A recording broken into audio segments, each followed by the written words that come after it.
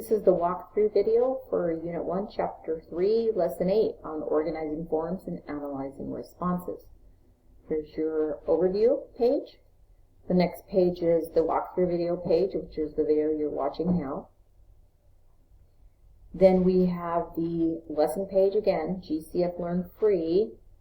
So I would actually click here. You need to click here and go to this website so that you can learn how to organize your data and make a chart from it.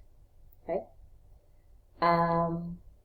So go through this, and then next, here's your assignment.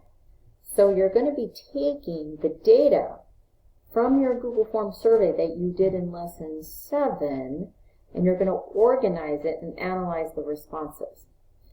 So you should, in that survey that you did in Lesson 7, you should have a question in there that needs to have a numerical response, like a number response, so that you can get some data that has a number involved with it. Plus you can use other types of questions too, but you at least should have one where somebody's inputting a number.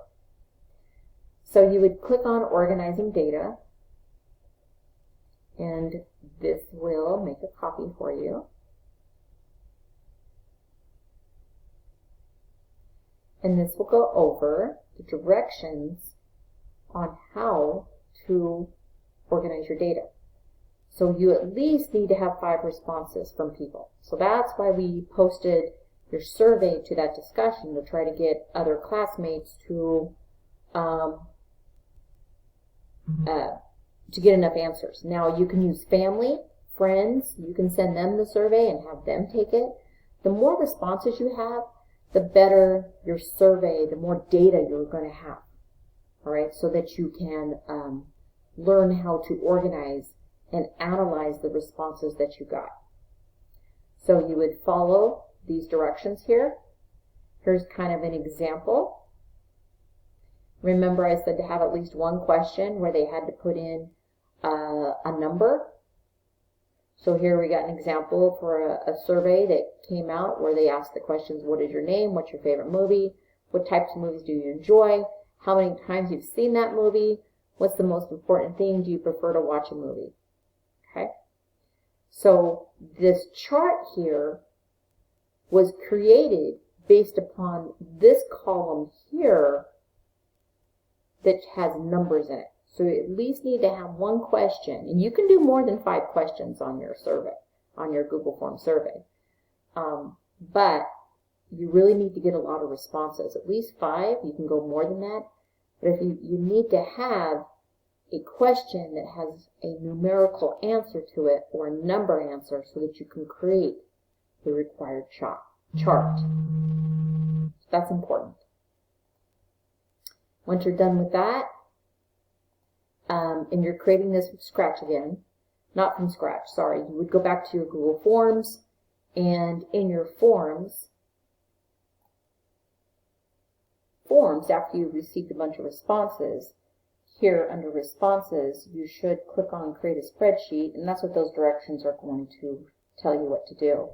Once you create that spreadsheet, then you're going to see the name, whatever the questions that you ask those people.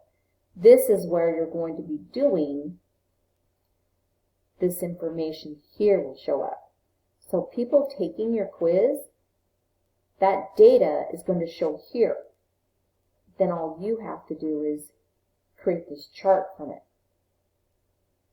Okay, so make sure you follow these directions. It tells you how to go into your forms. If you have 5 to 10 responses, that'd be great. Just click responses, make sure you click the spreadsheet view so you can see the spreadsheet. And I didn't actually show you how to do this because that'll take a lot of time and I want to make this video short. But follow the directions and you'll be okay, or ask your teacher for help. Once you're done with that, then there is a quiz on organizing and analyzing responses. So make sure you take that quiz and submit it. And that will take you to the spreadsheet and forms project on Guide to an Area.